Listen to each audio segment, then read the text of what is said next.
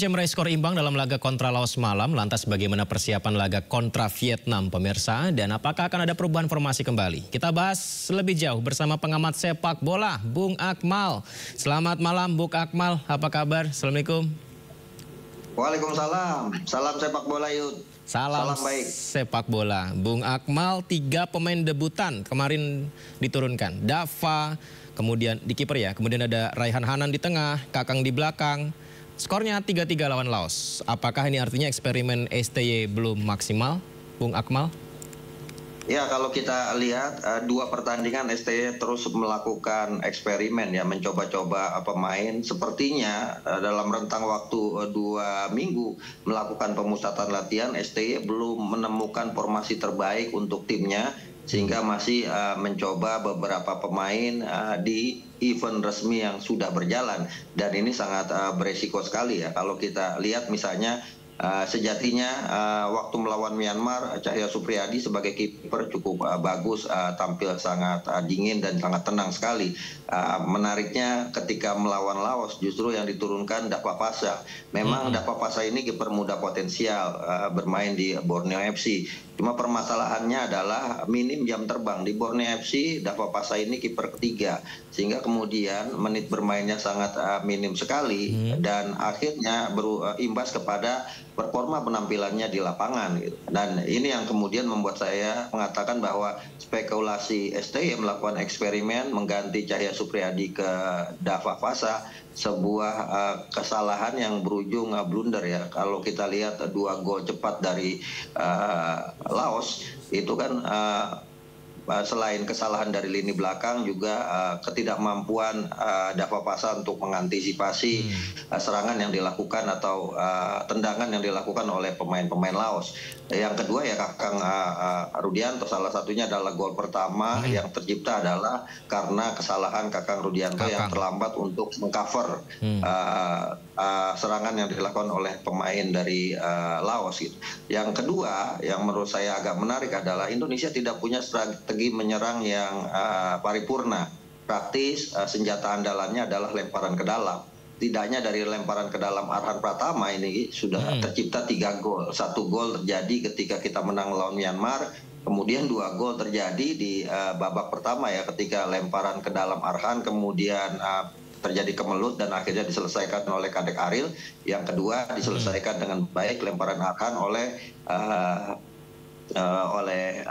Muhammad Ferrari. Jadi sebenarnya senjata menyerang kita sejauh ini adalah lemparan ke dalam Arhan. Jadi tidak, lini depan kita agak lemah sejauh ini, tidak mampu mencetak gol, sementara lini belakang sangat tajam. Yang menarik ketika lini belakang tajam, tapi ketika bertahan sangat kropos sekali dan sangat mudah ditembus oleh lawan. Kebobolan 4 gol dalam 2 pertandingan ini adalah bukti bahwa lini belakang kita masih bermasalah. Apalagi STY juga masih sering coba-coba ya untuk menempatkan beberapa pemain seperti Kakang, kemudian memindahkan posisi Doni Tri Pamungkas. Setelah itu Doni Tri Pamungkas dikembalikan lagi sebagai stopper. Ini menggambarkan STY masih belum yakin dengan para pemain yang dibawanya ke Piala AFF 2024 ini. Termasuk Doni Tri Pamungkas bergeser ke posisinya di bek sayap kiri, sedangkan sisi kanan diisi Pratama Arhan juga. Itu menjadi salah satu yang dicari oleh Sinteyong, sepertinya masih mencari karakter ya Bung.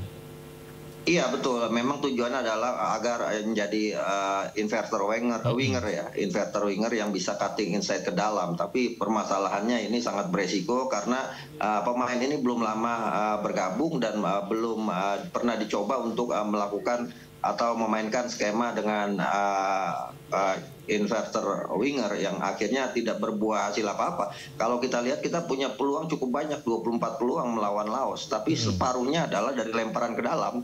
Ini yang menjadi menarik, sementara on targetnya 9, sementara Laos cuma punya 12 peluang, tapi 3 on target dan 3-3-nya berbuah gol. Justru saya melihat permainan Laos lebih efektif dan lebih efisien ya dalam melakukan serangan. Mereka memainkan pola compact defense counter attack yang biasa dimainkan oleh tim nasional Indonesia, tapi sekali menyerang mampu mencetak gol, dan ini saya pikir PR besar buat buat tim nasional Indonesia. Karena menurut saya di pertandingan melawan Laos itu setidaknya ada 2 drama yang kemudian harus dievaluasi oleh Sinteyong. Yang pertama adalah drama terjadinya 9 gol terjadinya 4 gol dalam 9 menit, di mana Indonesia 2 kali tertinggal. Ini juga menggambarkan bahwa pertahanan kita dalam 15 menit awal itu sangat rawan sekali dari tekanan lawan. Yang kedua ya kartu merah Marcelino Ferdinand seharusnya tidak terjadi karena itu sebenarnya zona yang tidak berbahaya. Tapi sepertinya Marcelino Ferdinand frustasi sehingga kemudian emosi dan melakukan tindakan yang sangat berbahaya yang pada akhirnya berbuah kartu merah. Tanpa Marcelino Ferdinand saya pikir akan sangat lemah lini tengah kita nanti ketika berhadapan dengan Vietnam. Mungkin sepak bola bukan matematika ya, Bung Akmal ya. Laos kan kalah 1-4 dari Vietnam dan hari Minggu kita bertemu dengan Vietnam. Dengan kondisi yang ada sekarang, Bung Akmal apalagi Marcelino juga tidak bisa diturunkan. Apa yang bisa dimaksimalkan oleh para pemain ini supaya setidaknya bisa mengimbangi permainan Vietnam? Ya kalau secara pengalaman pastinya para pemain tim nasional kita yang ada saat ini kalah ya.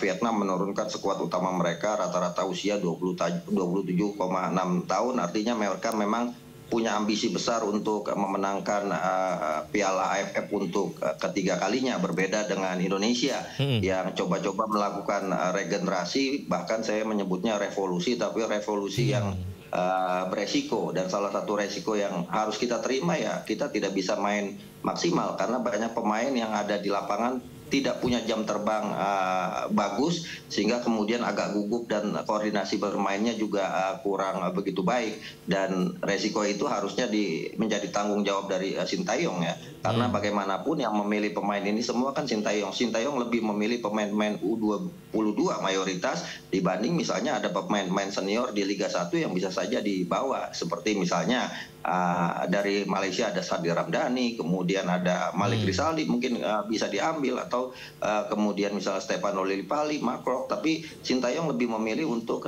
membawa skuad mudanya dan dia sangat yakin dengan skuad muda yang ada. Tapi faktanya di lapangan sangat mengecewakan penampilan di dua laga ini. Artinya Sintayong harus mempertanggungjawabkan hasil keputusannya untuk menurunkan tim nasional U22 di Piala AFF ini. Karena bagaimanapun walaupun ini orang banyak anggap ini Piala Ciki gitu kan, tapi ini adalah pertandingan atau turnamen bergengsi di kawasan Asia Tenggara. Negara lain semua serius untuk turun dan ambil bagian, bahkan berambisi jadi juara.